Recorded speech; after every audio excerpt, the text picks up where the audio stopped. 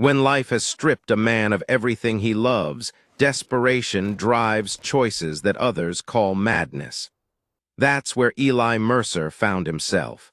A widowed father, 42 years old, out of work, drowning in debt and clinging to the faintest thread of hope for his teenage daughter, Emma. His neighbors gossiped, his in-laws mocked him, and even his daughter questioned his judgment. Yet, when the last $3,000 in his checking account dangled between paying the mortgage or buying a rusting locomotive abandoned in a scrapyard, Eli made a choice that stunned everyone. They saw an old, useless train. Eli saw a connection to his late father, a railroad worker who had whispered stories about a missing engine during the war and secrets hidden in steel. The locomotive, numbered 447, was more than corroded iron. It was a mystery waiting to be unlocked. Every night, armed with nothing but his father's tools and a kerosene lantern, Eli returned to that cold machine. He wasn't trying to make it run. He was trying to uncover something his father once claimed was worth more than gold. Little did he know, the town's laughter at his obsession would soon turn into stunned silence, because hidden in that forgotten engine was a secret worth $187 million, along with a dangerous truth buried for 70 years. Eli's decision didn't spring from recklessness. It was born from grief and desperation. Since losing his wife Sarah to illness, their home had transformed into a shrine of memories. Her books left half-finished, her favorite chair untouched, her photographs smiling down on him like a ghost, reminding him of the stability he had lost. Emma, their daughter, was only 16, but hardship had forced adulthood upon her. She carried the burden of overdue mortgage notices and the whispers of neighbors who saw their decline. When she learned her father had spent their last savings on a locomotive, her reaction was heartbreak disguised as anger. "We can't even pay the mortgage and you bought a train?" she shouted before storming off to her room. But Eli wasn't blind to the recklessness of his gamble. He just couldn't shake the feeling that this locomotive was the key to something bigger. His father had worked the railroads during the war, often speaking in hushed tones about trains that didn't just carry cargo but carried secrets, artwork, treasures, personal belongings stolen from Jewish families during the Holocaust. When old scrapyard owner Jim Henderson mentioned engine 447, Eli's heart clenched. Something in him knew this was the very train his father had hinted at. He bought it, not knowing it would drag him and Emma into a labyrinth of history, greed, and unfinished promises, stretching back to one of humanity's darkest chapters. 3 days after his impulsive purchase, Eli climbed into the attic searching for his father's tools. What he found instead nearly stopped his heart, a yellowed note tucked inside his father's old Bible. It spoke of engine 447, of Operation Safekeeping, and of modifications made behind false panels, an encrypted message hinting at something hidden. That night, lantern in hand, Eli returned to the locomotive and began to probe every surface of the engineer's cab.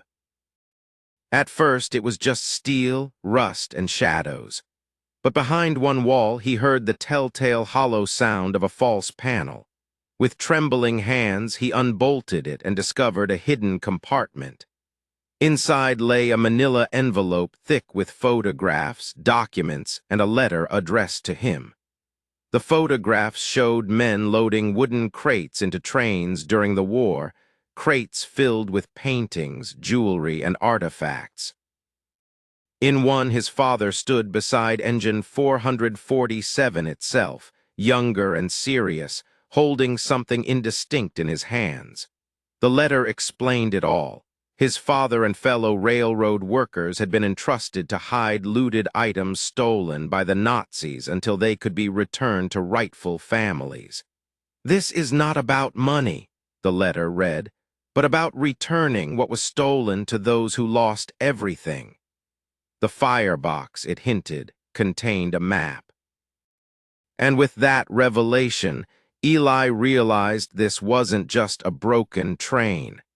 It was a vault of history, and the mission had now fallen to him. The discovery changed everything.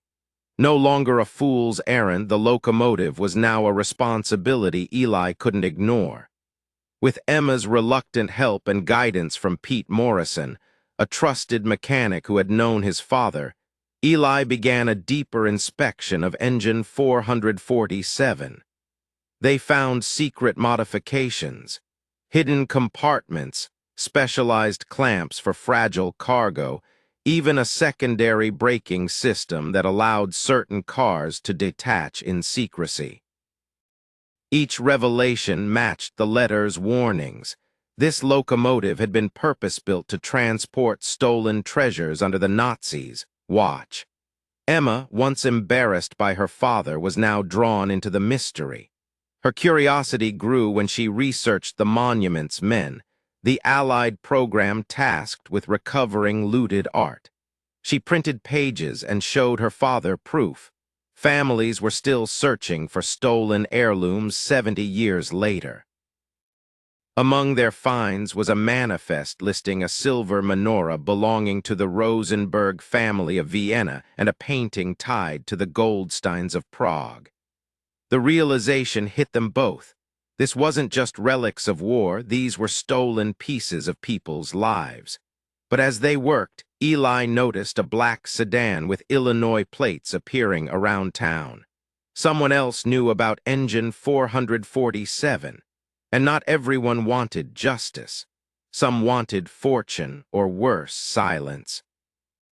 Soon, history became danger. Eli received a foreclosure notice demanding payment in 2 weeks. The temptation gnawed at him. The items hidden inside engine 447 could solve every financial problem he and Emma faced. But the letter from his father's trembling hand reminded him, these things belonged to others. Emma, mature beyond her years, agreed. "We have to do the right thing even if it means losing our home," she said.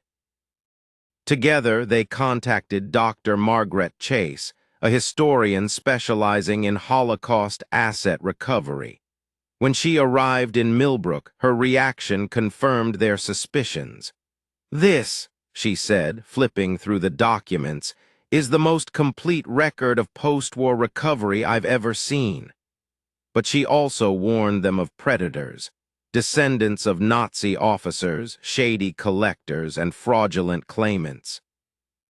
That very evening, 2 men arrived, one introducing himself as Heinrich Müller, grandson of an SS officer who had overseen art thefts during the war. He and his associate Brennan demanded cooperation, claiming some of the items belonged to their family. They offered Eli money, more than enough to clear his debts. For a flicker of a second, he wavered, until Emma stepped forward, reminding him that their duty was to victims, not thieves. Eli refused the offer. Müller's expression darkened, his civility slipping away. "You're making a mistake," he warned. And in that moment, Eli knew his father's mission had enemies determined to bury it. The revelations continued to spiral. Hidden deeper inside engine 447 were Nazi documents, medals, and a coded railway schedule that Dr. Chase painstakingly deciphered. It revealed the scale of the looting operation, a vast network of trains carrying stolen treasures across Europe.